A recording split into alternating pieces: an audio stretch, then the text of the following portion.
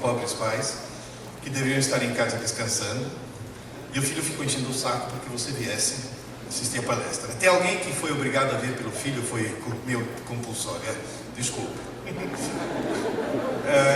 Em segundo lugar, eu queria parabenizar os pais por um outro motivo. Eu não gosto quando me chamam de educador. Por quê? Porque acho que é meio enganoso isso. Porque na hora que o professor diz eu sou um educador, tem muito pai que fala, opa, vou terceirizar. E passa a bola para o professor. Quando na realidade, educação é uma coisa que vem de casa. Quem educa? Pai, mãe, família. Nós aqui instruímos, damos exemplo, mas a educação vem de casa. E hoje, tente imaginar esse auditório cheio de alunos educadíssimos. Então, parabéns para os pais. Parabéns para a escola, obviamente, mas parabéns também para os pais. O que eu vou tentar fazer hoje é tentar... Se apaga, né, as luzes? Acho que pode apagar mais. Você se importa de ficar meia luz? Fica mais íntimo, né? Fica mais...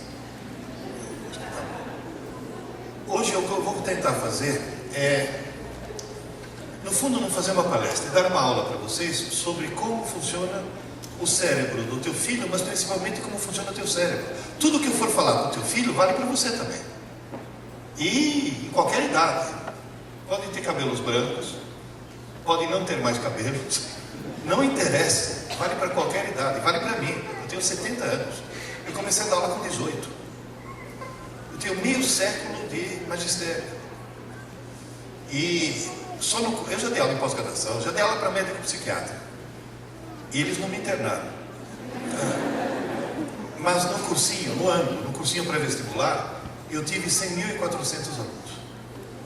100.400 pobres coitados, que descobriram tarde demais, que fizeram muita coisa errada quando estavam na escola e estão tentando consertar agora no cursinho. Esse que é o grande problema. Por um acaso, algum dos presentes aqui, por um acaso foi meu aluno? Tem algum ex-aluno meu? Não, vocês não sabem o que perderam. Na realidade, o que eu vou tentar fazer com vocês é tentar mostrar o funcionamento do cérebro. Bom, o que nós temos na face da Terra capaz de processamento lógico? O computador e o cérebro humano. O computador é muito rápido e é um idiota. O cérebro humano é muito lento e é um gênio. Então nós temos na face da Terra um idiota rápido e um gênio lento. Está certo que eu conheço algumas pessoas lentas, porém idiotas, mas isso já é um caso todo particular.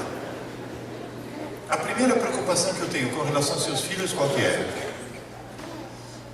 O que eles valorizam mais? O idiota rápido ou o gênio lento?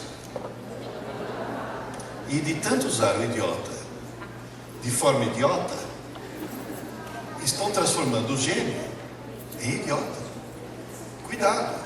A tecnologia está retirando do cérebro atribuições que ele tinha e que perdeu. Hoje, você vai em qualquer supermercado, se o sistema caiu, a moça não sabe te dar um troco. Não sabe mais te dar um troco. O que acontece são coisas assim terríveis. As pessoas não sabem mais se orientar. O GPS, agora ninguém raciocina mais, tem o GPS. Outro dia eu fui fazer uma palestra numa escola de dentista lá no Campo Limpo. O GPS falou, agora vire à direita. Ele não, ela, é a Ana Maria, uma voz feminina. Aí a Ana Maria chegou, eu brigo com a Ana Maria. Falou, agora vira à direita. Eu fui virar à direita, tinha uma escadaria. A Ana Maria queria que eu descesse a escada. Quer dizer, não adianta. O gênio é infinitamente melhor que o idiota. Os meus alunos do curso de Ciências da Computação calcularam que para construir o hardware de um cérebro, eu deveria ligar em rede aproximadamente 15.000 computadores de última geração. 15.000 computadores. 15.000. Aqui dentro tem 15.000 computadores. Aqui dentro, não é loira. Aqui dentro tem 15.000 computadores de última geração. Não, é sacanagem. Eu sempre faço isso com as loiras.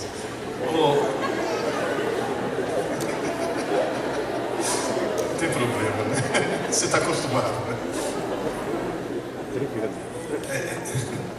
Você sabe por que toda loira tem 3 torneiras, né, na pia, né? Água quente, água fria e água oxigenada, né? 15 mil computadores, sabe o que quer dizer? Em primeiro lugar, parabéns para o engenheiro. Colocar 15 mil computadores em 1,5 litro, isso é nanotecnologia. Em segundo lugar, pensa um pouco, 15 mil computadores. Você sabe qual foi o computador mais barato que eu já comprei? Tem lugar aqui na frente, viu, gente? Tem bastante espaço, tem lá. O computador mais barato que eu comprei foi um netbook, eu paguei $100. $100. Agora, faz uma conta, vai. Vamos pegar o computador mais barato, $100. 15 mil computadores a $100 cada um. Cada um de nós tem dentro do crânio um patrimônio de $1,5 milhão no mínimo. Um cérebro humano, se fosse construído, se fosse comprado, custaria $1,5 milhão. E veio de presente. Só que é um presente que veio com um pequeno problema. Não veio com manual de instruções.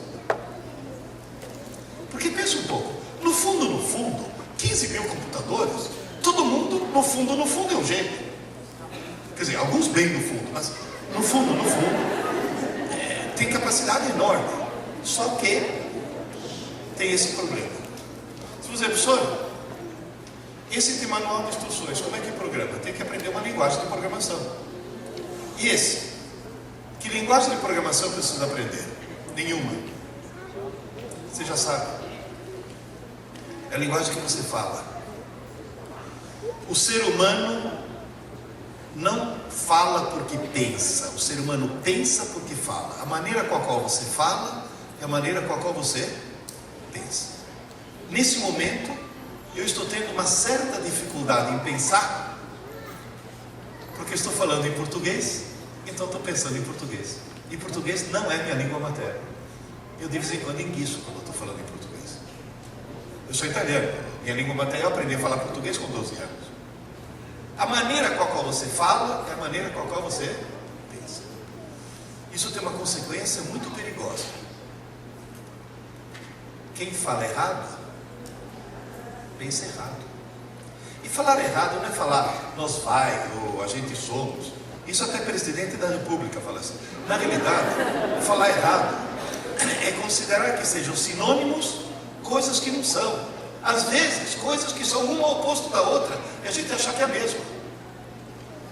Em italiano, tem duas palavras que depois eu vou traduzir para vocês. Na escola, a gente tem allievo e estudante. Que a tradução seria aluno e estudante.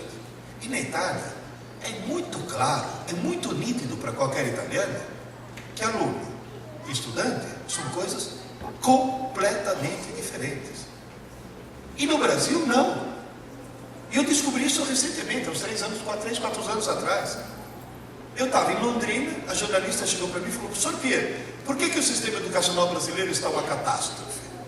Eu respondi com uma pergunta que para mim era uma resposta tão óbvia, e ela tomou um susto. Ela chegou a colocar na primeira página, porque essa armadilha ela não conhecia. O Brasil está uma catástrofe porque o Brasil tem milhões de alunos e pouquíssimos estudantes. Por favor, pense um pouco a respeito. Qual era a dúvida dela? Aliás, qual é a dúvida de descobrir do Brasil? Vocês acham que aluno e estudante seja a mesma coisa? Isso faz com que o nosso sistema educacional seja uma catástrofe. Por quê? Porque os pais dizem: eu quero que meu filho ou minha filha seja um bom aluno. E aí é desgraça. Porque você deveria dizer: eu quero que seja um bom. Não é a mesma coisa. Aluno é alguém que assiste às aulas. Estudante é alguém que estuda. E assistir às aulas é estudar. Não só não é a mesma coisa, como se está assistindo a aula, não está estudando. Se está estudando, não está assistindo a aula. Uma coisa exclui a outra. Assistir às aulas é coletivo e passivo. Coletivo porque tem muita gente. Passivo porque tem muita gente que não está fazendo nada. O único cara que está trabalhando é o professor. Agora, cuidado. Estudar é solitário e ativo. Ninguém está estudando se não estiver sozinho. Pessoal da pedagogia, quem é? Levanta a mão. Queridas e queridos, olha bem para mim. Daqui para frente, nunca mais diga grupo de estudos. Se é grupo, não é estudo. É a mesma coisa que falar triângulo quadrilátero. É uma contradição em termos. É individual. Ninguém estuda se não estiver sozinho. Teve uma aluninha hoje de manhã e falou: como assim individual? Eu falei: é como fazer xixi. Você não pode chegar para tua amiga e falar: olha, tô apertada, vai por mim. Não, é você que tem que ir. Solitário, individual. Oh, mãe, na hora que tua filha chegar, fala: mãe, eu vou ficar na casa da Flávia, que nós vamos estudar junto. Ela vai fofocar com a Flávia. Ela não vai estudar junto. Para estudar tem que estar sozinho. É solitário e ativo. Ninguém está estudando se não tiver um lápis ou uma caneta e não estiver escrevendo. Vou repetir: estudar é escrever. Só e exclusivamente escrever. Não existe outra forma de estudo. Ah, mas espera aí, eu estou lendo um texto de geografia. Não estou estudando geografia, não. Você está lendo. E ler não é estudar. Ué, e como é que eu estudo esse texto? Ué, pega o texto, pega um lápis, um papel e vai lendo. Toda palavra importante, escreva. E outra coisa, escreva e não sublinhe. É para escrever. E para escrever manuscrito. É escrever, não digitar. Se você escrever, vai tornar o teu HD. Se você digitar, vai no HD do computador. E na hora de fazer um exame, é você que vai. É esse computador que vai, não é esse. Escrever. Tem gente que fala: tá bom, vai, eu vou escrever. Agora, como é que eu sei o que é importante? Simples. Faz de conta que você está preparando uma cola. Na hora você descobre o que é importante. Não, estou falando sério. Preparar a cola é útil. O não é útil usar. Nunca deixe alguém nessa idade colar. Porque se deixar colar agora, quando crescer, vira senador. A gente tem que cortar o mal pela raiz. Está bem claro isso. Queridas e queridos, pergunta: aluno e estudante é a mesma coisa? Aluno faz o quê? Sistema. Estudante. E estudar o que é? Um amigo meu, professor, estou estudando 14 horas por dia, não rende. Eu chego no fim do assunto e já esqueci o começo. Eu fui na casa dele. Falei: querido, você não está estudando 14 horas por dia. Você está lendo 14 horas por dia, portanto você está jogando na lata do lixo 14 horas por dia. E aliás, a maioria das pessoas que querem prestar concurso estão jogando um monte de tempo na lata do lixo. Ler não é estudar. Tanto é que tem cara que é tão trouxa que faz curso de leitura dinâmica para poder jogar seu tempo mais depressa fora. Vocês percebem? Eu falei para ele: estudar é escrever. Ele virou para mim e falou: ah, mas eu escrevo. Eu falei: opa, deixa eu ver o caderno.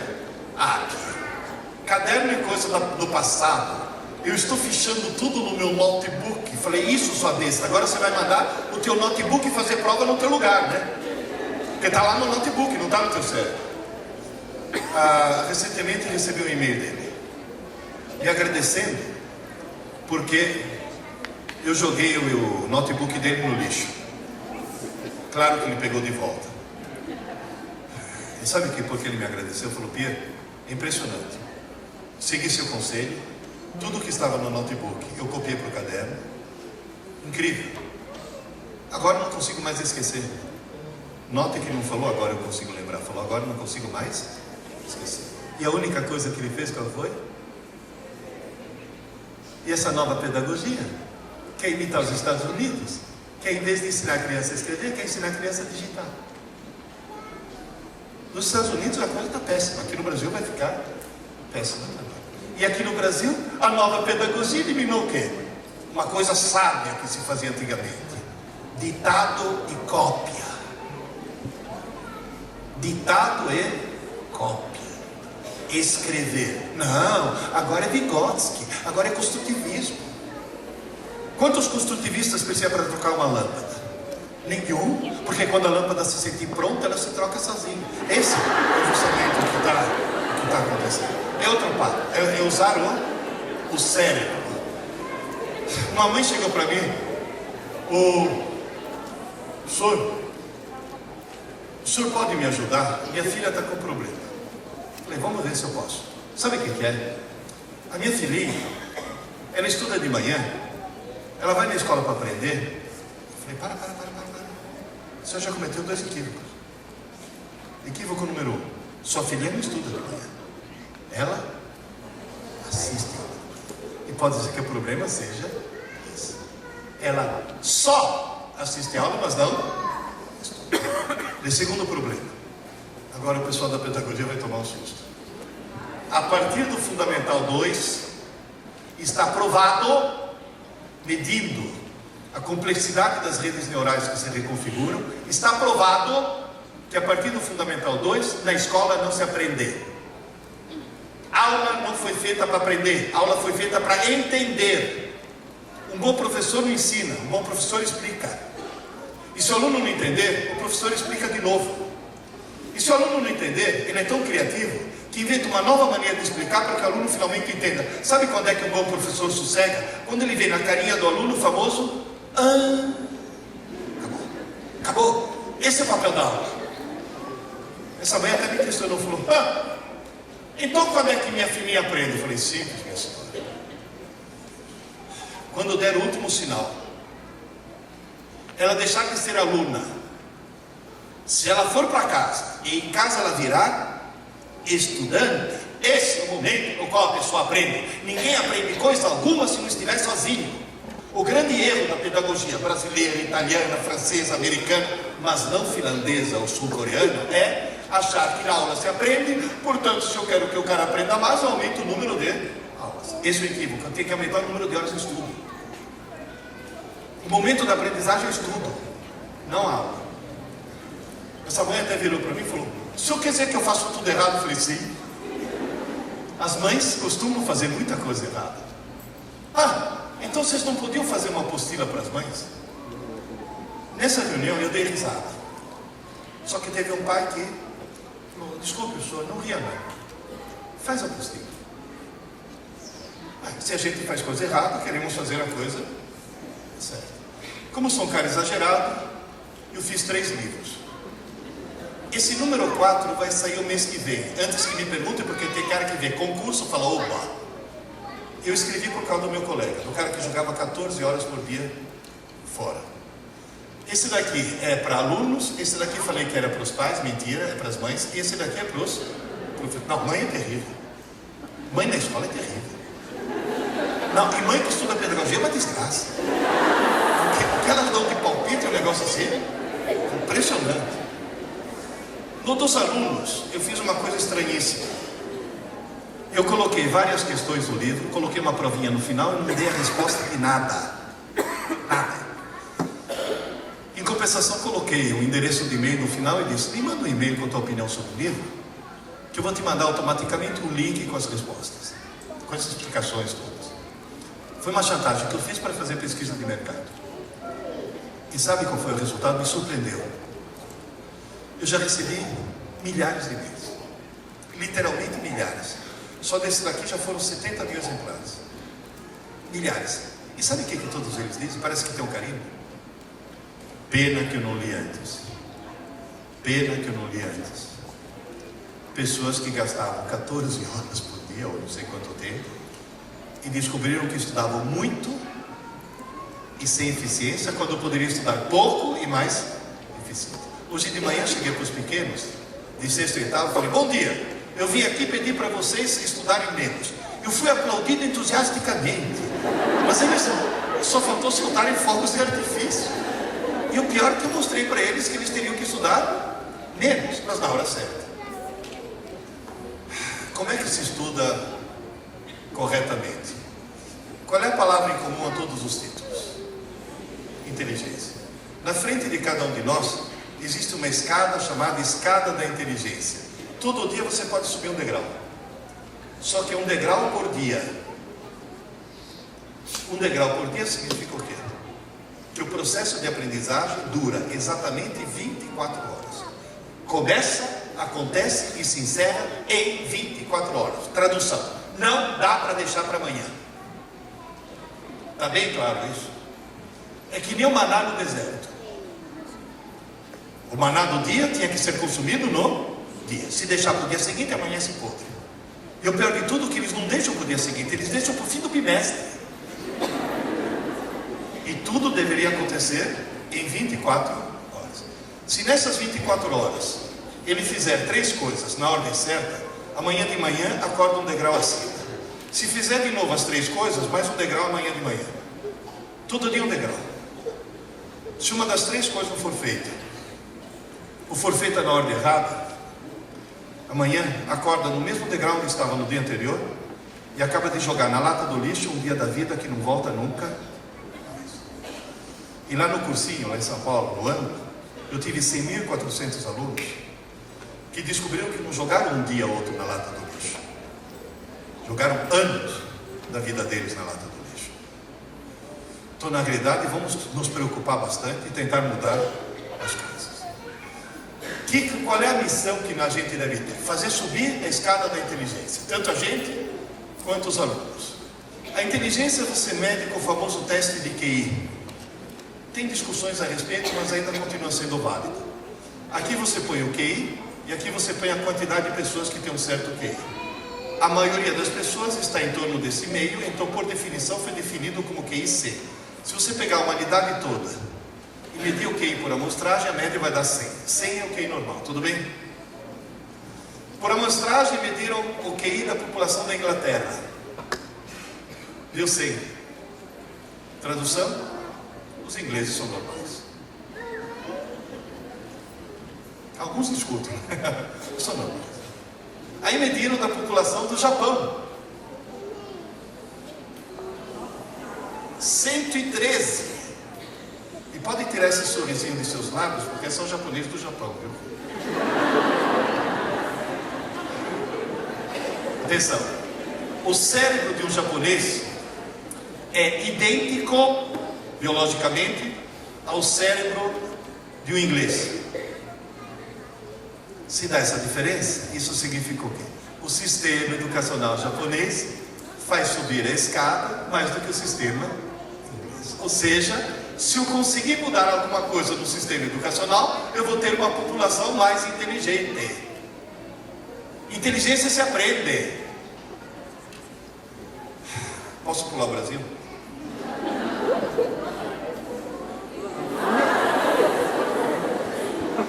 Ou seja, o sistema educacional brasileiro faz descer a escada.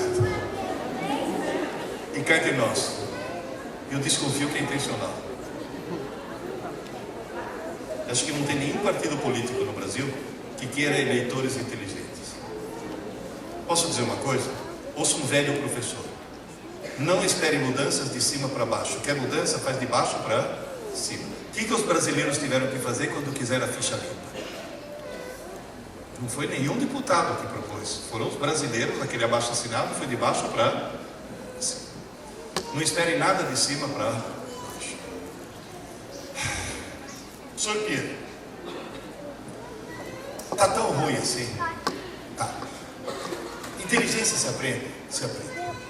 Há mais ou menos 40 anos, eu assinava uma revista chamada La Recherche. É uma espécie de Scientific American francesa. Essa revista publica um artigo dizendo: astronomia é ciência, astrologia é superstição. Os astrólogos franceses processaram a revista. Para se defender, o que a revista fez? Contratou o Instituto de Pesquisa e foi medir caráter, inteligência, talento, vocação, profissão, blá blá blá blá blá, de um monte de gente, e tabularam em função do signo, para ver qual seria a suposta característica de cada signo. Gente, deu a mesma média em todos. Ou seja, a revista provou cientificamente que a astrologia não funciona. Tem gente que chega e fala: peraí, então por que publica horóscopo no jornal? Aonde? Na página humorística. Eu leio horóscopo, eu morro de rir. Não, e tem coisa útil no horóscopo. Aí tá lá, touro. Eu não sou de touro, mas eu leio todos. Touro, cuidado com os falsos amigos. É útil. Isso não tem coisas. Teve uma aluna que chegou para mim e falou: professor, o senhor não acredita em astrologia? Eu falei: claro que não. Eu sou de Aquário, nós de Aquário não acreditamos em astrologia. Uma característica do signo de Aquário. E ela não entendeu a piada, mas tudo bem. Só que, nessa pesquisa, aconteceu uma coisa esquisitíssima. Os nascidos em Capricórnio, Aquário e Peixes mostraram ter um QI deslocado para mais, ou seja, são mais inteligentes do que os outros 9 signos. E, mais uma vez, podem tirar esse sorrisinho de seus lábios, porque só os nascidos na França. Já tinha gente se achando. Queridas e queridos, não é influência dos astros. Quem nasce na França, em Capricórnio, Aquário e Peixes, nasce em pleno inverno. No inverno faz muito frio e os pais saem menos de casa e ficam mais tempo com o nenê. E mesmo nas primeiras semanas de vida, o fato do nenê ter tido mais presença dos pais, mais amor, mais carinho e mais estímulos, faz com que intelectualmente ele se desenvolva mais. Inteligência se aprende. Se aprende. Você, professor Pia, e o que o Ministério da Educação faz para aumentar a inteligência dos nossos alunos? Olha, eu não vou falar, vou mostrar números. Prontos? Todo mundo aqui já ouviu falar no Enem. Você sabia que existe o Enem Mundial? A Organização para a Cooperação e Desenvolvimento Econômico realiza de 3 em 3 anos uma espécie de Enem Mundial para alunos de 15 anos. O Brasil participou pela primeira vez em 2003. Participaram 41 países. O Brasil foi um deles. Toda manhã, quando acordo, levanto os olhos aos céus e falo: obrigado, Senhor, por ter criado a Tunísia. Muito obrigado por fazer a Tunísia existir. Porque se não fosse a Tunísia, nós seríamos o pior sistema educacional do mundo.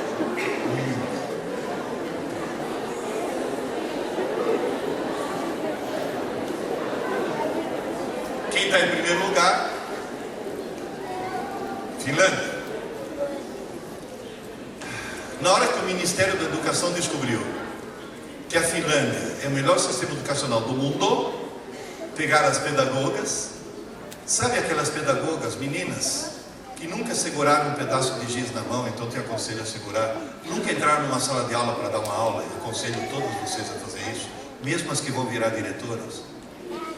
Nunca seguraram, nunca entraram numa sala de aula, e ficam lá em Brasília, tendo ataques de pedagogéia, porque vem isso. Na realidade, eles pegaram as pedagogas de Brasília e, já que a Finlândia é o melhor sistema educacional do mundo, mandou as meninas fazer estágio na Espanha.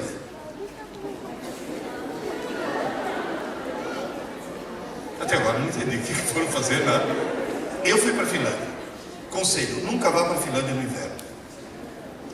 É extremamente deprimente. Não é um frio. O sol nasce às 11 horas da manhã e se põe às 2 da tarde. Eles têm 3 horas de luz por dia. Tanto é que o índice de suicídio aumenta. E quem não se mata é porque toma vodka. Porque o que eles enchem a cara... Não, um negócio impressionante. Eu fiz amizade com o professor finlandês, falei: meu, mas por que você bebe tanto? Ele falou: não, eu jamais bebo de dia. É um esforço, é quase um abstêmio, né? O que eu descobri na Finlândia? Número 1. Finlândia é país de primeiro mundo, não tem desigualdade social, portanto esquece a figura da empregada doméstica, não existe. Quem lava os pratos é um dia a mulher, outro dia o marido. Número 2. Que injusto, né? Porque afinal das contas lá em casa quem lava sou sempre eu. Quando estou em casa. É que quando eu estou em casa meu nome muda. Quando eu estou fora eu sou Pia. Em casa eu sou Jaque.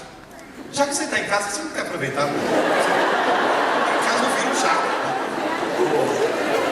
Na realidade, a segunda coisa que eu descobri é que a Finlândia é um país altamente feminista. Metade do parlamento finlandês são mulheres. Sim, é por isso que é primeiro mundo. Eu tenho essa opinião. Não é feminista porque é primeiro mundo, é primeiro mundo porque é feminista. Gente, quando as mulheres tomam conta, a coisa funciona. Até agora só tivemos um presidente homem sobre desgraça. Eu acho que tem que... E vocês arregaçaram as mangas. Até agora só teve presidente homem foi uma desgraça. Eu torço que daqui para frente vocês tenham presidente mulher. E como, digamos assim, a mudança não pode ser muito brusca, a Dilma é a transição. Da forma gradual dele. Na verdade, todos os pais trabalham, todas as mães trabalham, não tem quem tome conta das crianças. Todas as escolas finlandesas são período integral, porém só tem aula pela manhã. E à tarde, além do esporte, sabe o que eles fazem? Estudam toda tarde.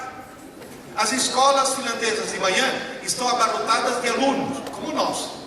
Mas a grande diferença é que à tarde estão abarrotadas de estudantes. E aqui não tem quase nenhum. Essa é a grande diferença. Sr. Pedro, em 2006 melhorou? Melhorou. Ficamos acima da Tunísia, que é freguês, do Azerbaijão e do Cazaquistão. 2009 já saiu o resultado já. Quantos países participaram? 65. Opa! 65 países.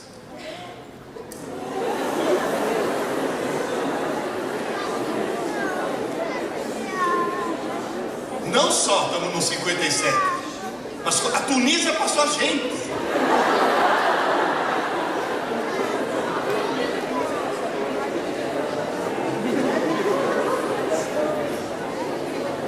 Queridas e queridos,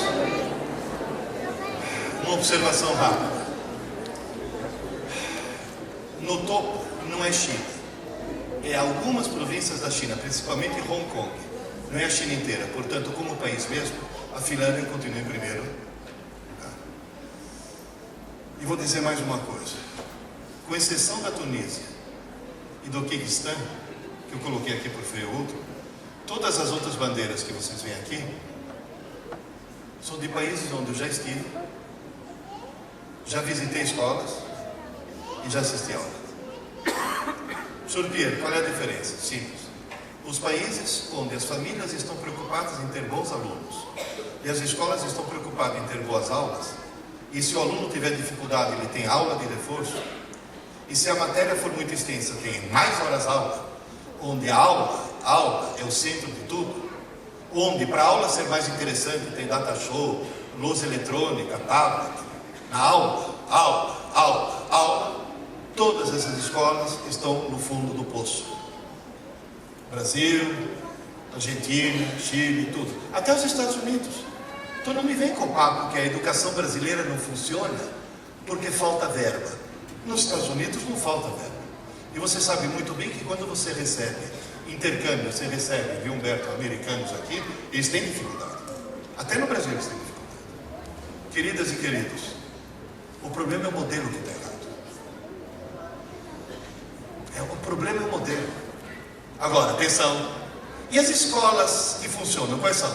São aquelas onde a aula é importante, mas muito mais importante que a aula é o estudo pós-aula. Essas estão lá em cima. É isso que faz primeiro mundo. É estudante, não aluno. Esse é o ponto.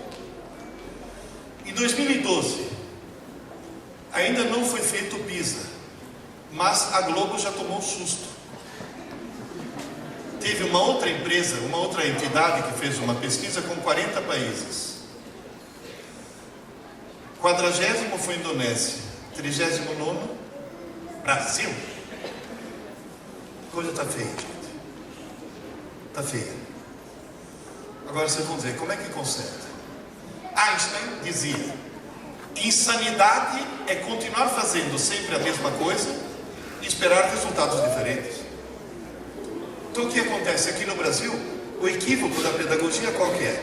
Não deu certo? Melhora as aulas. Continua não dando certo. Melhora mais ainda as aulas. Mas não está. Aumenta o número de aulas. Esse é o grande equívoco. Porque o problema não são as aulas, o problema é o estudo pós. Como é que eu conserto? Se você estiver perdendo o jogo, não mude os jogadores, mude as regras do jogo. Eu vou explicar rapidamente. Eu aprendi essa regra com o pai de um amigo meu. O Dorival tem a minha idade, portanto não nasceu, foi fundado. E tem um irmão quase da mesma idade, o Darcy. Os dois têm 11 meses de diferença. E ele me conta, quando nós éramos crianças, meu pai era muito pobre. Estava começando a vida. Então a sobremesa era um pedacinho de goiabada. Meu pai repartia, e eu e meu irmão começávamos a rolar no chão, brigando para saber quem ia ficar com o pedaço maior. Até que um dia meu pai se encheu das brigas e falou, quer saber de uma coisa? Vou mudar a regra. Colocou a goiabada, a faca, e falou, eu não vou repartir mais. Quem vai repartir vai ser um de vocês. Só que a regra é, quem reparte, não escolhe.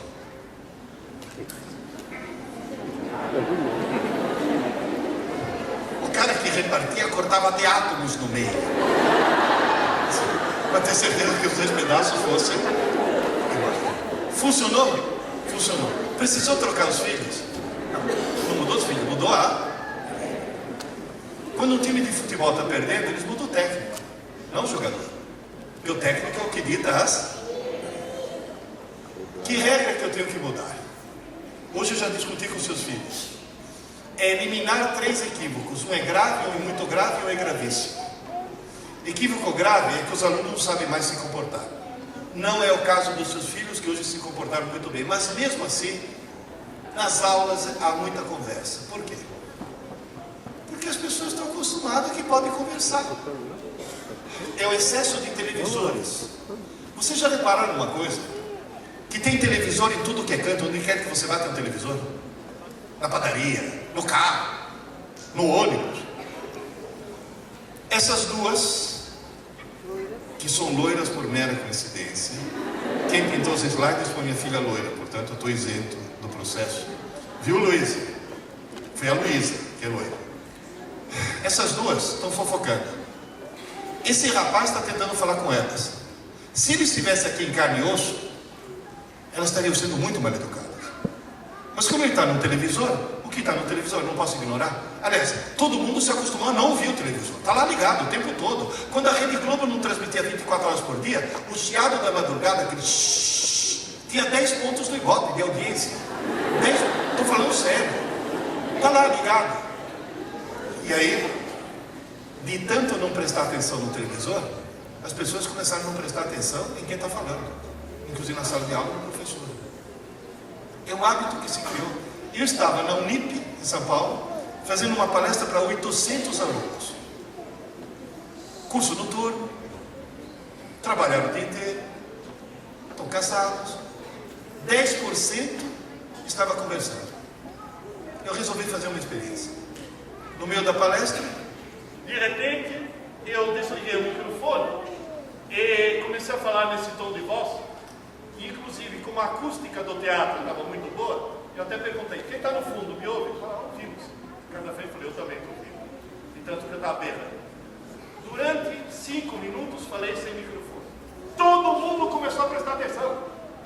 Aqui, inclusive. Eu deixei de ser uma voz eletrônica, virei uma voz humana. O ser humano eu presto atenção. Você percebe, gente? Posso dar um conselho? Chegando em casa, vamos começar pela gente. Desliga a TV.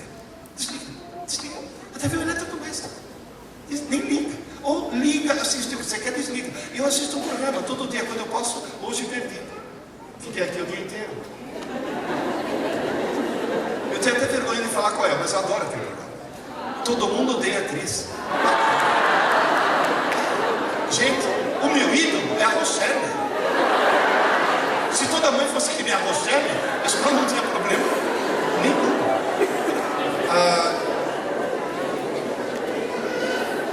Por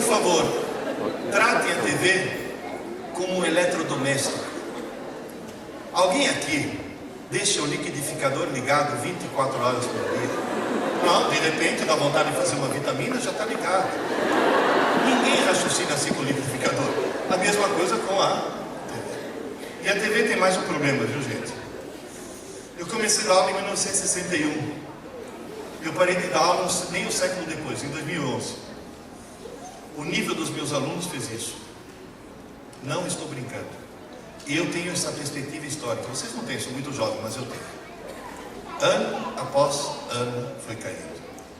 E ao mesmo tempo, a audiência da TV foi aumentando. Não sei se você se lembra, teve uma época que a gente ia na casa do vizinho para assistir TV, porque nem todo mundo tinha uma TV. Lembra disso? A gente assistia a novela pela rádio. O Herói do Sertão, Jerônimo, o Herói do Sertão. Gente, hoje, a televisão está imbecilizando as pessoas. Se a televisão não estivesse imbecilizando, não existiria o BBB. Porque, olha, assistir o BBB já é um sintoma preocupante. Agora, ligar para o paredão, aí o diagnóstico já está feito. Eu não precisa falar mais nada, tá certo? Vocês vão dizer, professor Pierre, a TV fez cair, fez. E agora, parou de cair? Não. Agora está despencando. Sabe por quê? Internet. Eu só vou falar só 3 coisas. Que eu não falei hoje para seus filhos, porque se eu falasse, eles não deixavam vocês virem. 3 coisas. Número 1. Há 7 anos atrás, Dr. Glenn Wilson, médico psiquiatra do King's College de Londres, publicou um trabalho mostrando que o uso compulsivo da internet, cuidado, eu falei não uso da internet, o uso compulsivo da internet, ou seja, o cara que não consegue parar, produz um rebaixamento no quociente de inteligência do jovem, que é o dobro do que se ele fumasse continuamente maconha. Quando ele publicou esse artigo, todo mundo achou um exagero. Falou, comparar a internet com maconha. Pois é, uma universidade americana chegou para os seus alunos, isso há pouco tempo, 6 meses atrás, chegou para os alunos, falou, vocês querem servir de cobaia para uma experiência? Os alunos falaram, podemos. Tiraram dos alunos por 3 dias, apenas 3 dias, celular e computador. Teve cara que vomitou, teve cara que ficou com febre, teve cara que teve convulsões. Tiveram a mesma síndrome de abstinência do que se fossem dependentes químicos. E hoje de manhã, acho que foi na tua turma, do médico, quando eu falei isso, citei isso, uma das meninas falou, nossa, se tirar eu morro. Se tirar, eu morro. Queridas, queridos, o Hospital das Clínicas de São Paulo acaba de inaugurar um serviço de desintoxicação da internet. E a técnica é a mesma do crack, é a mesma da cocaína. Então provavelmente vocês têm filhos drogados e não sabem disso, porque não é uma droga química. Mas vocês estão colocando o computador no quarto do teu filho, é como se você colocasse um pacote de maconha. Gente, cuidado, posso dar um conselho? Quem tem filho, põe o computador na sala, para ver a que horas que liga e principalmente a que horas que desliga. Porque o que tem de menina desmaiando nas escolas na primeira aula, eu achei que era por causa do regime, né? Que as meninas ganham a Barbie, que tem uma cinturinha assim, aí elas querem ter a cinturinha assim, não tomam café da manhã. A Barbie é uma desgraça. Fora que custa um absurdo. Outro dia eu fui ver uma R$60 uma Barbie, uma boneca. A Barbie normal, porque a Barbie noiva 180. A Barbie divorciada 5 mil. Vem com a casa do Ken, o carro do Ken, a lancha do Ken. É uma fortuna. Na realidade, sabe por que elas desmaiam? Porque elas passam a noite no Facebook. E os meninos com o videogame, o que vem de mãe se queixar, ops, eu não aguento mais. Meu filho chegou ao extremo de colocar um balde embaixo da mesinha do computador.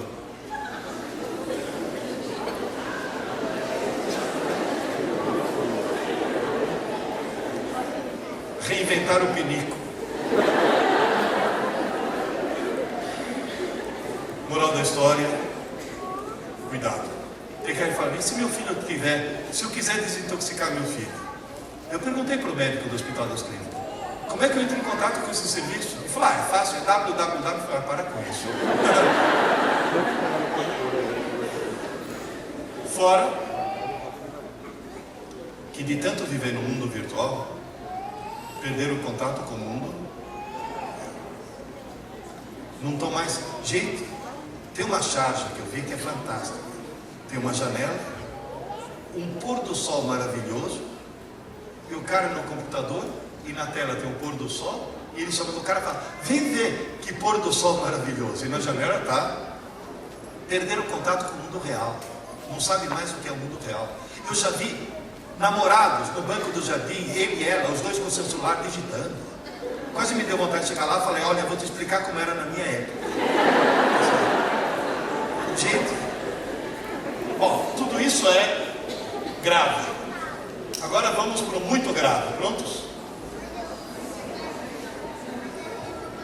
Ninguém sobe a escada da inteligência se não for um leitor. Ninguém é um leitor se não for alguém que lê muito. Ninguém lê muito se não for alguém que lê por prazer. Portanto, o truque não é obrigar seu filho a ler, é obrigar a descobrir o prazer dele.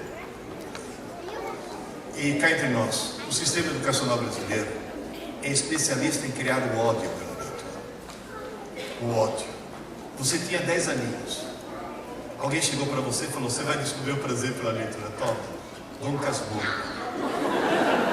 Com 10 anos, esse é um trauma do qual o cara não se recupera nunca. Professor Pierre, como é que se descobre o prazer de ler? É quando a pessoa lê de tal forma que entra no livro. É quando a pessoa não consegue parar de ler. Perde horas de sono para acabar o capítulo. É quando a pessoa chega e fala, eu li o livro e assisti o filme. Mas o livro é muito melhor do que o filme, porque montou seu próprio filme. Professor Pierre, como é que eu descubro o prazer de ler? Eu tinha 9 anos. Morava na Itália ainda. Minha mãe lia um livro por semana. Já está aqui uma dica, viu? Ver a mãe ler induz também a mãe ou o pai.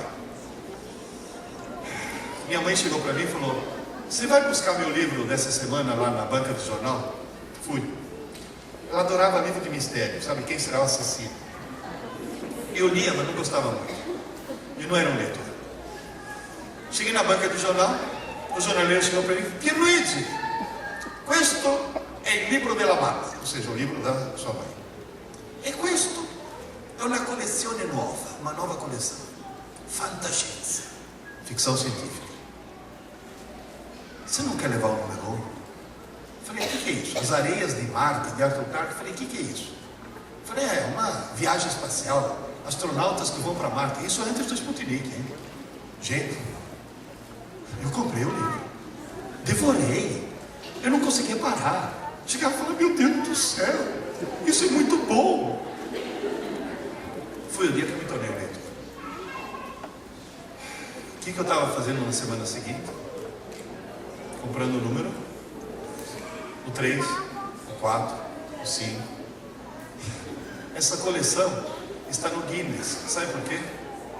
Paradoxalmente, ela ainda existe. Desde aquela época, desde que eu tinha 9 anos de idade. Ela ainda existe. Agora, obviamente, eu estou recebendo pelo correio. Eu tenho todos e li todos. Esse é o número 1. 10 de outubro de 1952, o dia que eu me tornei um leitor. As Areias de Marte, de Arthur Clarke. Esse é o número 1580. Eu tenho todos. Esse chegou pelo correio. Ninguém lê. Espera aí, 1580 em italiano, né? Como eu leio também português, espanhol, inglês e inglês, eu devo ter 3.000 livros. Ninguém lê 3.000 livros se não for por puro. Tá claro, gente? Como é que eu faço? O truque qual que é? Todo mundo... Olha, eu vou até rapidamente contar a história da Adriana. Meu filho tinha 15 anos, Adriano. Chegou para mim e falou, pai, estou preocupado. Eu descobri que não é que eu não gosto de ler. Eu odeio ler. Eu falei, ótimo, agora quem está preocupado sou eu. Pai, você lê muito, né? Eu falei, eu leio muito. Todas as minhas irmãs leem muito. Eu falei, todas as suas irmãs adoram ler. Todos os meus irmãos também lêem muito. Eu falei, todos os teus irmãos adoram, né? Ô pai, eu sou o único da família que não lê. Será que eu vou ficar burro? Eu falei, não, meu filho, você já é. É uma técnica que eu uso para aumentar a autoestima, sabe? Ô pai, mas eu já li um livro.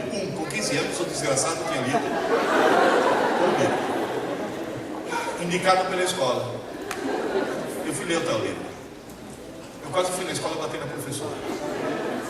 Não, horrível. Era um livro sobre as crises místico-religiosas de uma galinha. Uma galinha, batendo crises religiosas. Eu olhava para aquilo e falava, meu Deus do céu, quem que escreveu isso? Isso pode ser uma freira que cheira cocaína, não tem outra explicação. É um negócio absurdo, não tinha nexo. Falei, Adriano, larga isso para lá, eu não estou pedindo para você ler um livro. Estou pedindo para você descobrir o prazer de ler. Falou, como? Eu falei, simples. Adriano, foram escritos milhões de livros no mundo, um foi escrito para você. Falou, qual? Eu falei, não sei. Cada um tem o seu. As minhas alunas não vieram com Crepúsculo. Eu estava no Acre, em Rio Branco, o avião para São Paulo ia sair às 2 horas da madrugada. Falei, vou comprar um livro grosso. Elas falaram tanto em Crepúsculo que eu comprei Crepúsculo. Como me arrependo. Cheguei na metade e parei. Falei, não, esse vampiro é muito mole. Tem que matar logo essa desgraçada. Essa tal de Bela parece adolescente de malhação. Não, e uma aluna me cobrou. O senhor não vai terminar? Eu falei, o dia que eu misturar, porque atualmente eu não tenho condições biológicas, não tenho condições biológicas de terminar o livro. Cada um tem o seu. Pai, como é que eu descubro? Eu falei, filha, a coisa mais fácil do mundo. Comece a ler um livro qualquer. Tá chato? Para e começa outro. Muda de gênero e começa outro. Para, pai. Eu falei, para, tua tarefa não é ler um livro. Tua tarefa é descobrir o teu livro. Se tá chato, vai ter um livro. Começa outro. Pai, se outro estiver chato, eu falei, para e começa outro. E aí eu virei para ele e falei, e se estiver chato? Ele falou, para e começa outro.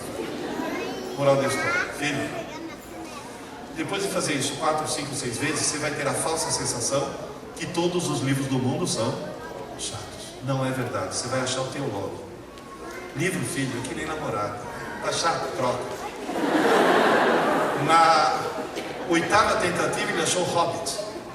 Fizeram o filme agora. Mas o livro é muito melhor do que eu. Pai, chegou de noite, perdi horas de sono para acabar o capítulo. Falei, aleluia, está salvo. Pois é, pai, o livro acabou, fiquei com saudade dos personagens. Falei, então lê a continuação. Tem continuação? Falei, eu tonto. Você não olhou na página 2? O Hobbit é o prefácio do Senhor dos Anéis. Compra para mim. Vocês imaginam a emoção de um pai que ouve seu filho semi-analfabeto pedir para comprar? 3. 1.800 páginas, devorou. Pai, tem mais alguma coisa do gênero? Eu falei, yes, viciou. Falei, que tal a história do Rei Arthur, Mago Merlin, Cavaleiros da Tábua Redonda, A Busca do Santo Graal, Fada Morgana, 4 volumes das Brumas de Avalon. Alguém leu aqui as Brumas de Avalon? 4 volumes, ele adorou. Pai, tem mais alguma coisa no gênero? Eu falei, Adriano, vamos mudar de gênero. Senão daqui a pouco você vira feiticeiro, né? Vou ter um Gandalf andando de cajado pela casa, no chapelão. As aventuras completas de Sherlock Holmes, devorou. O Fim da Infância, de Arthur Clarke. O mesmo Arthur Clarke que me encantou quando eu tinha 9 anos, ele com 15 anos, um outro livro dele, adorou. E foi lendo de tudo. Pergunta, o Adriano odiava ler? Ninguém odeia ler. Ele odiava a maldita galinha. Hoje o Adriano lê de tudo, em vários idiomas, se formou em administração de empresas e virou diretor de uma editora. Tamanho amor. Inclusive ele é o editor dos meus livros. Uma coisa que me orgulha muito. Portanto, gente, não compre livro para o seu filho se não gosta de ler. Manda seu filho para o prédio aqui do lado, para a biblioteca. Tá chato, para, tá chato, para, tá chato, para, até que ele vai encontrar o livro. Tá claro isso?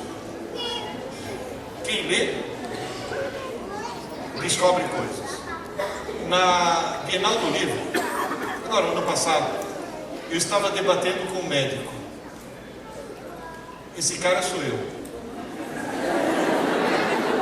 Esse cara é um brasileiro, um médico brasileiro. O dia que um brasileiro ganhar o prêmio Nobel, provavelmente vai ser ele. Dr. Miguel Nicoleles, um dos maiores neurocientistas do mundo. Ele está trabalhando num projeto chamado Walk Again, andar de novo, fazer um paralítico andar. Como? O processo é o seguinte: implantar um chip no cérebro, ler com esse chip todo o córtex, mandar isso para o computador e fazer esse computador acionar uma espécie de robô que o cara veste, o chamado exoesqueleto, que na hora que o cara pensa, eu vou levantar a mão esquerda, o robô levanta por ele. Ou seja, o cara consegue se mover. Ele já fez a experiência com macaco. Nos Estados Unidos implantaram o chip no macaco e todos os dados mandados via computador por satélite para o Japão. Na hora que o macaco fazia, por exemplo, isso, no Japão o robô fazia isso 20 milissegundos antes, porque a transmissão eletrônica demorava menos do que a transmissão no corpo do macaco. Qual é o sonho do Miguel? Eu perguntei para ele, falei, Miguel, de onde veio essa ideia? Ele falou, quando eu era adolescente, eu li um livro do Heine. Eu falei, já sei, Waldo, você matou a charada. Waldo é uma história que eu li também, de um cientista que tinha distrofia muscular, tanto é que ele tinha que viver num satélite em órbita, que não aguentava nem seu próprio peso, que monta justamente esse robô para conseguir essa espécie de exoesqueleto. Que aliás, depois a ficção científica é aqui coisa real, hein? Isso daqui é um exoesqueleto real. O cara tem uma força multiplicada por 20. Heine. O sonho dele, sabe qual é? É vestir um menino tetraplégico com esse exoesqueleto e o chip implantado e fazer com que na Olimpíada de 2016 o último trecho da tocha olímpica não seja um atleta, seja um menino tetraplégico que apesar disso consegue se mover. Uma coisa maravilhosa. Aí eu perguntei para ele, Miguel, o que te inspirou? Ele falou, ficção científica. Aí eu li aquele livro, ficou na minha cabeça. Aí ele virou para mim e falou, e você? Por que você é físico? Eu falei, Arthur Clarke. Inspira. Tem cara que fala, por que ser médico? Porque lê um livro a respeito. Por que virou policial? Porque lê um livro a respeito. Agora o cara lê Dom Casmurro, vai falar o quê? Quando crescer eu quero ser gordo. Pelo amor de Deus, que tipo de literatura é essa? Onde está a inspiração dessas coisas? Queridos, quem lê, imagina. Quem não lê e recebe a imagem pronta, não consegue imaginar nada. Esse é o grande problema. Bom, até agora eu discuti com vocês, grave, muito grave. O que falta? A maior besteira que um aluno brasileiro pode fazer, e a culpa não é dele, a maior bobagem que um aluno brasileiro pode fazer é estudar para a prova. Olha para mim. Quem estuda para a prova consegue ir bem na prova, consegue tirar boas notas, consegue passar de ano, consegue obter um diploma e não consegue aprender.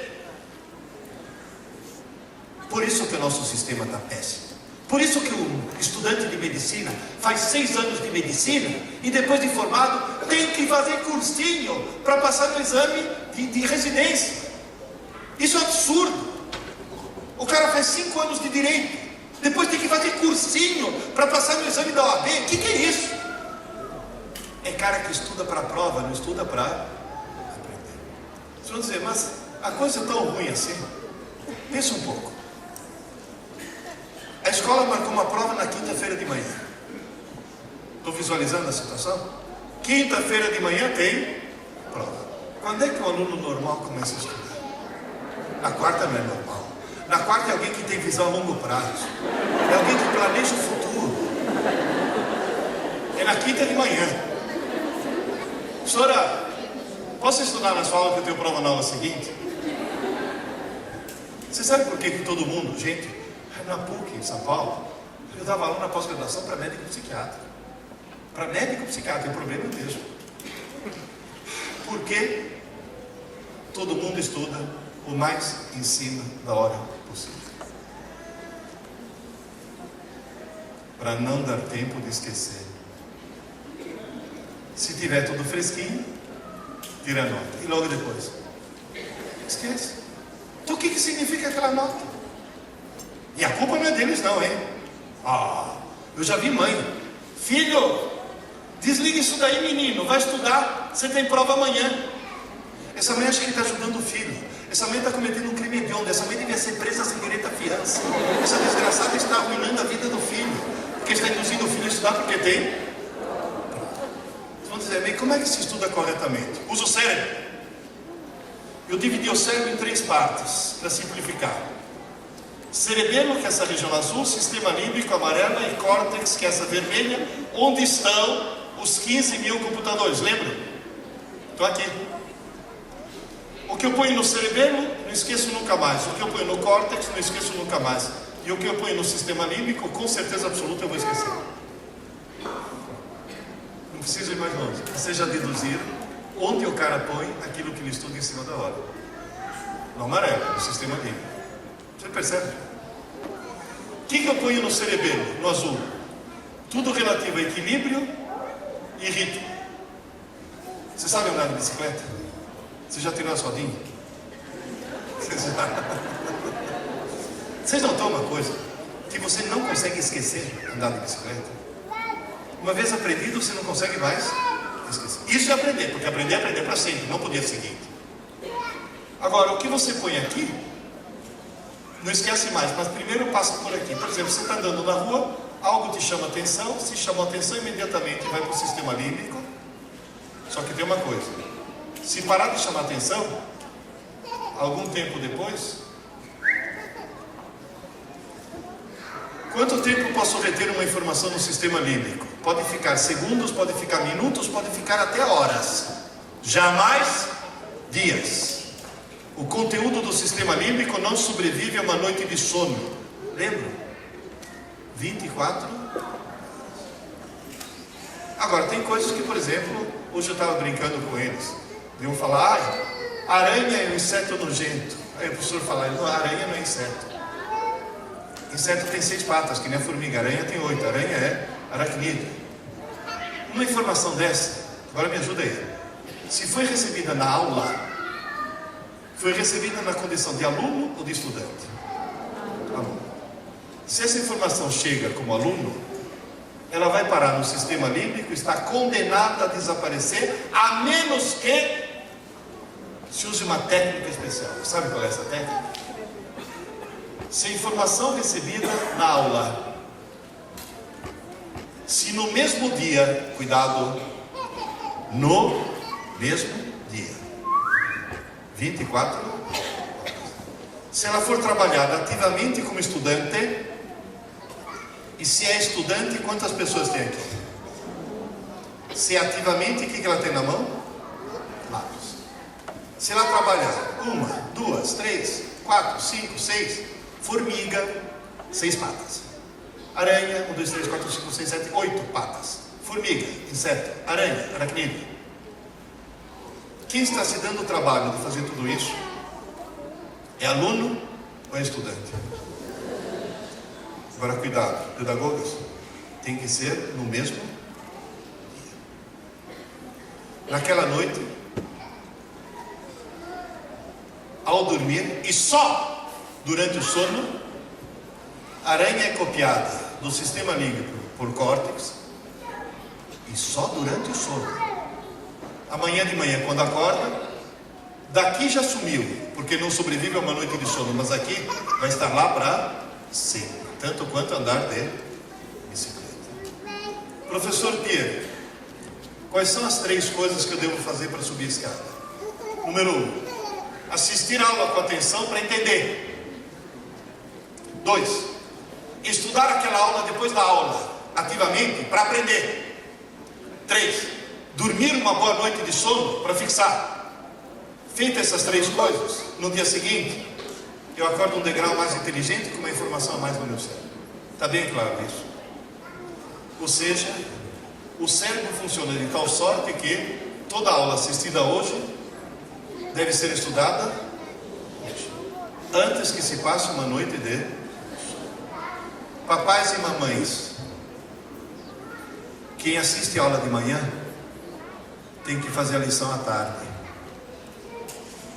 e não dormir à tarde. Quem assiste a aula à tarde tem que fazer a lição à noite, não na manhã seguinte. E quem assiste a aula à noite está ferrado. Quem assiste a aula à noite vai fazer o que eu fiz. Eu fiz vestibular, eu já era casado, já tinha uma filha e outra a caminho. Casado com mulher grávida, eu tive a coragem de fazer um vestibular. E entrei na física da USP. De dia eu trabalhava para sustentar a família. À noite assistia aula na física. Chegava em casa exausto e ia dormir meia hora mais tarde. Aquela meia hora era preciosa, porque tem que ser antes que se passe uma noite de... Senhor Pierre, onde que eu consigo meia hora? Quer um conselho? Desliga a TV. É o maior ladrão de tempo que tem. Ah, mas a professora mandou estudar um texto. Que horas que eu vou ler aquilo? Queridas, 85% da minha cultura foi adquirida em cima de um vaso sanitário.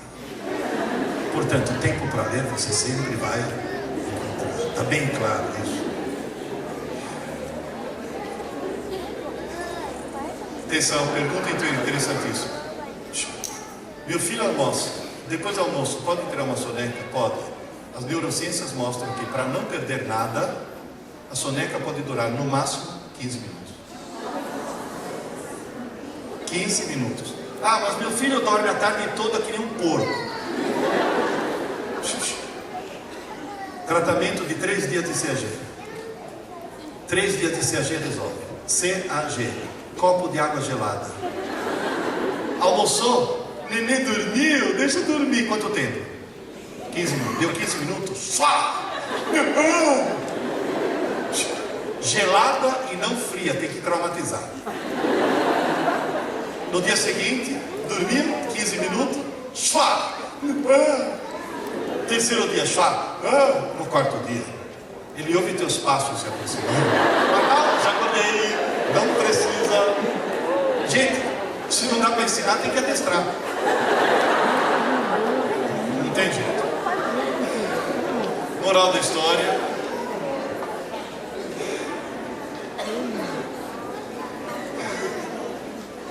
Eu vou contar uma história rapidíssima.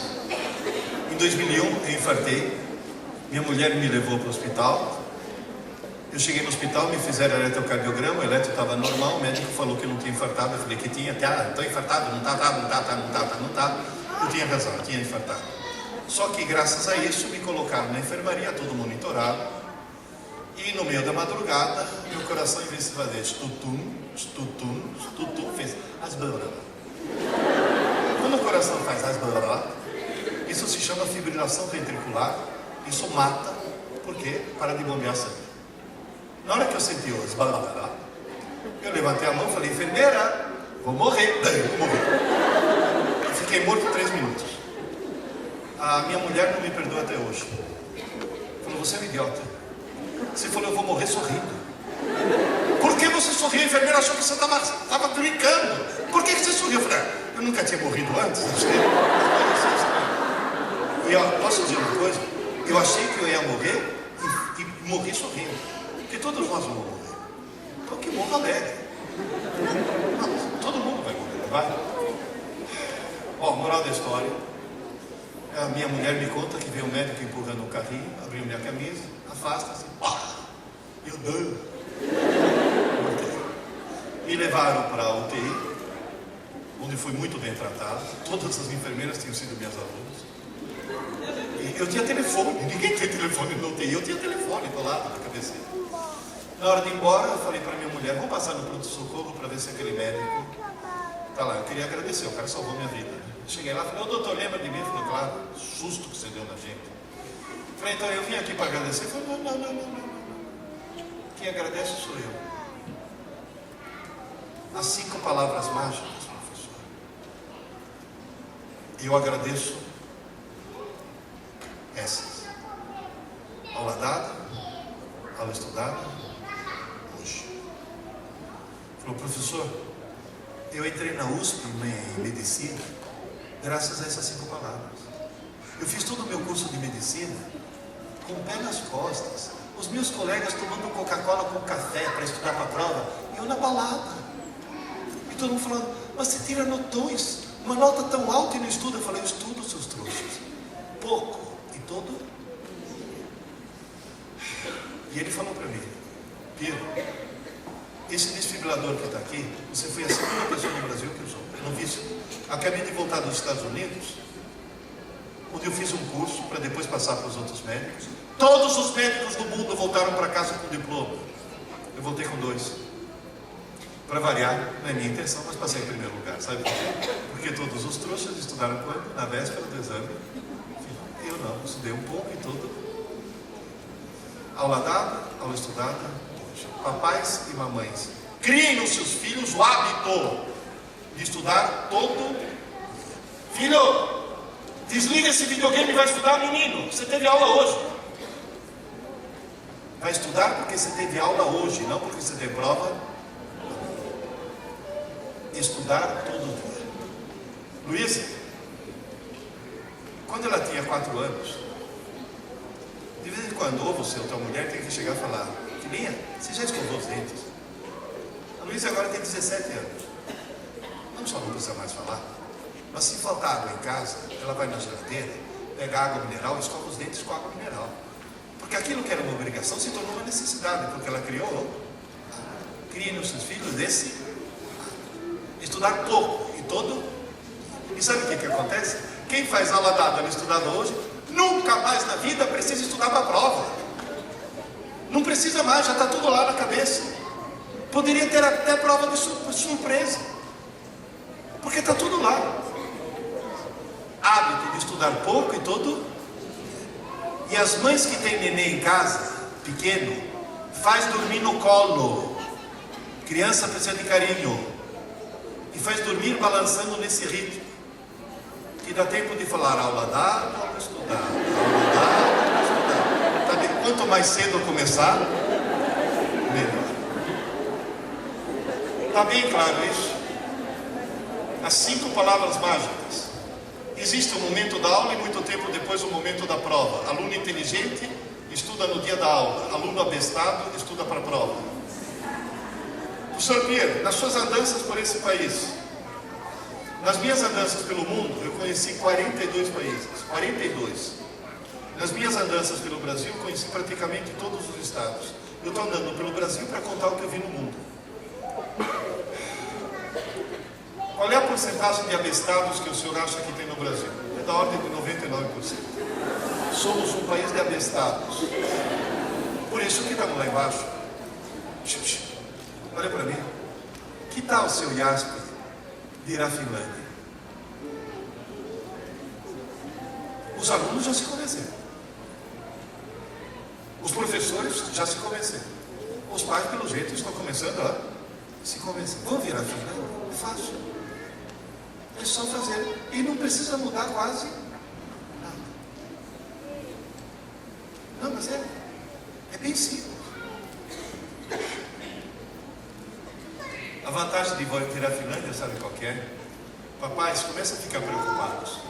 Em 1750, no mundo inteiro, tinha 1 bilhão de pessoas. Quando eu cheguei no Brasil em 54, já eram 3 bilhões. Na virada do milênio já eram 6. Já são 7. Sabe o que quer dizer isso? Quando eu fui procurar meu primeiro emprego, tinha uma vaga e 5 candidatos. Quando você for procurar o seu primeiro emprego, vai ter uma vaga e 20 candidatos. E quando ela for procurar o primeiro emprego, vai ter uma vaga e 50 candidatos. Um mundo que tem cada vez mais gente e cada vez menos necessidade de mão de obra. O caixa eletrônico colocou 1 milhão de bancários no olho da rua. Toda vez que eu passo no pedágio, hoje de manhã, às 4 horas da manhã, saí de casa, passei por um monte de pedágios, e até uma hora eu falei, será que eu peguei dinheiro? Ah, mas não precisa. Eu tenho sem parar. Só que na hora que eu passei no sem parar, eu olho para uma cabine vazia e penso, aqui poderia ter 4 jovens universitários, se revezando cada um em torno de 6 horas, pagando seu curso na faculdade com o dinheirinho do estágio do pedágio. Esses 4 jovens estão no olho da rua porque eu tenho um chipzinho que custa $3. Gente, seus filhos vão entrar num mundo que tem cada vez mais gente e cada vez menos necessidade de mão de obra. Tem saída? Tem. Na época do meu pai dizia: filho, estuda e tira um diploma que teu futuro está garantido. Hoje, o diploma não vale mais nada. Diploma tem em qualquer esquina. Tem faculdade que, se você ligar para lá por engano e falar: desculpe, foi engano, eles vão falar: não, agora é tarde, já está matriculado. Diploma é a coisa mais fácil do mundo. Qual é a saída? Há 2 semanas atrás eu estava em Limeira, na antiga Fumagalli, agora chama Maximo. Eu estava fazendo uma palestra para gestores de RH, Relações Humanas, aquele pessoal que contrata. Eu perguntei para eles: na tua firma, tem vaga? Tem. Você está contratando? Estou tentando. E está conseguindo? Ele falou: não. Eu falei: por quê? Professor, chega a cara com diploma, na hora que eu vou checar o cara é uma anta. Na hora de fazer um teste bobinho de inteligência, o cara é uma anta. Não adianta o cara ter diploma, o cara tem que ter inteligência. Sabe o que quer dizer isso? A partir de hoje, faça seu filho subir a escada. Se ele começar a subir a escada, ele vai oferecer ao mercado de trabalho o que o mercado mais procura. As portas vão estar abertas para ele. Ele vai ficar cada vez mais inteligente. O que o mercado de trabalho quer é inteligência. Está bem claro isso. Eu estava em São José dos Campos conversando com um rapaz, um estudante do ITA. Falei: e você? Quando você se formar, você vai pegar teu diploma e bater de porta em porta para obter emprego? Eu falei: professor, que isso? Faltam 2 anos para me formar, já estou de contrato assinado com o banco. Faltam 2 anos para me formar e já estou de contrato assinado com... Não vou falar o nome do banco por questões éticas, vou falar só as iniciais. HSBC. Eu perguntei para ele, falei: escuta, mas você vai se formar em quê? Eu falei: você é engenheiro aeronáutico. Ué, o HSBC vai começar a construir avião? Ele falou: que nada, eu vou trabalhar no financeiro. E sabe por que ele está contratado? Porque quem faz o ITA está subindo a escada. Eles querem gente que suba a escada. E lembre-se, inteligência se aprende. E para se aprender é só fazer 2 coisas facílimas. Uma, virar leitor, ler muito. E a outra, estudar pouco, mas todo. Olha, eu não gosto de falar porque parece arrogância. Vocês viram aquela hora curva do QI? Aquela. Alguém reparou qual era o valor máximo que estava lá naquele gráfico? 145. Eu não vou falar meu número, mas eu estou fora do gráfico. Já passei. Estou bem para lá. E o que eu fiz? Subi a escada a vida inteira. A vida inteira subindo a escada. É a solução. E funciona. E funciona. E funciona mesmo. Então, por favor, tome em conta do seu filho. E lembre-se, o ditado chinês diz: se ouço, esqueço. Se eu vejo, eu entendo. Se eu faço, eu aprendo. Durante a aula, seu filho ouve e vê. É durante a tarefa que ele faz. Eu já vi mãe: ai, meu filho falou que na aula entende tudo, na hora da prova não consegue fazer nada. É claro, ele entendeu, mas não fez, portanto não. Ele não estudou depois da aula. Só para encerrar, que vocês estão cansados. Vocês me aguentam mais 3 minutos? Vocês estão cansados, mas vão ter que me aguentar agora um instante. Essa menina estava deprimida. Ela foi numa livraria na cidade dela onde tinha um curso de meditação. Eu falei: vou fazer meditação para ver se a depressão passa. Só que, como era numa livraria, ao passar pela prateleira, ela viu esse livro, comprou, leu, e aí ela ficou muito mais deprimida do que já estava. Me escreveu um gigantesco e-mail. Eu até pedi autorização. Falei: Paula, posso copiar no livro do professor? Ela falou: pode, eu deixo. Está lá, na página 102.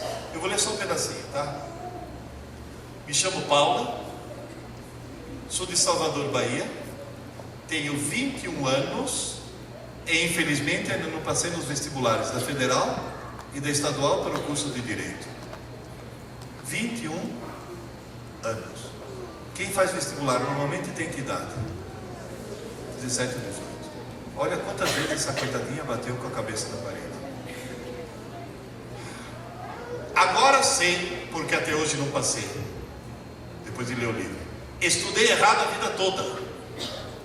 Agora ouça essa frase, hein? Desde pequena sempre fui a melhor aluna da sala. Porém, só estudei para tirar boas notas. Descobri que nunca aprendi de fato. O resultado foi um fracasso vergonhoso dos vestibulares. Eu não entendia como uma aluna nota 10 pudesse ser reprovada tantas vezes no vestibular. Ela me estendeu, depois falou que acabou passando. A história tem um final feliz. Mas o que eu quero perguntar é outra coisa. Vamos ver se vocês entenderam tudo o que eu falei hoje. A Paula foi uma boa aluna? Ela foi uma boa aluna e foi uma péssima? Então, na hora que você estuda, aprende alguma coisa, faz uma prova e de repente não vem a nota que você espera, isso não significa absolutamente que você não aprendeu. Significa que aquela prova foi montada de uma forma inadequada ou não adequada com. E na hora que você não estuda e tira uma nota enorme, não quer dizer que você tenha aprendido, quer dizer apenas que você teve a sorte ou alguma consequência. Portanto, a nota dessa forma, sabe em que tipo de prova eu acredito? Tem gente que lembra aqui.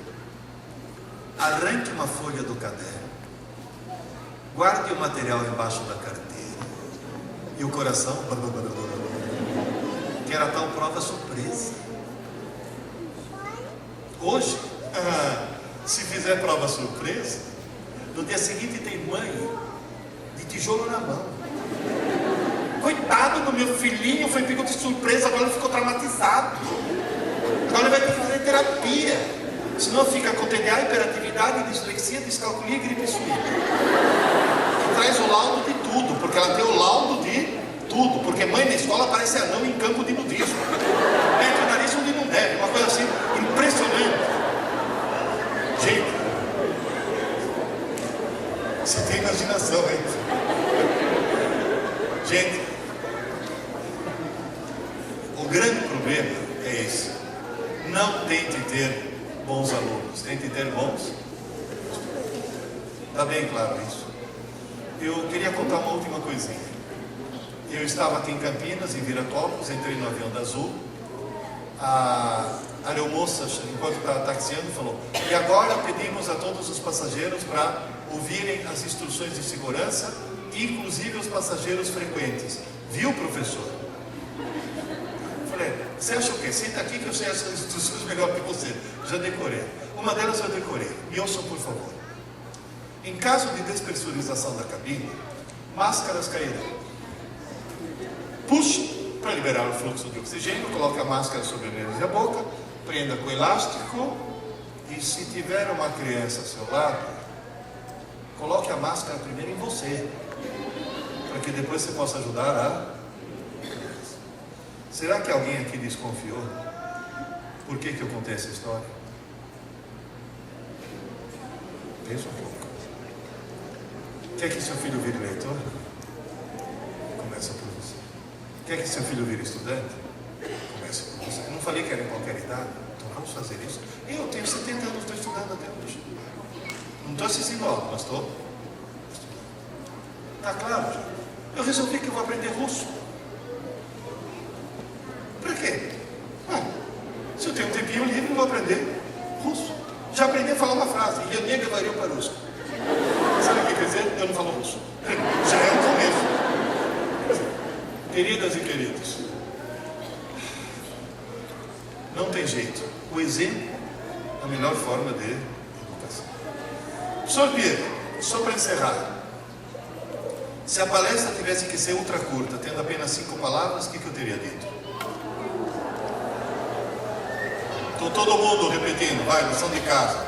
Aula dada, aula estudada, hoje. Repetindo com mais ênfase no hoje. Aula dada, aula estudada, hoje.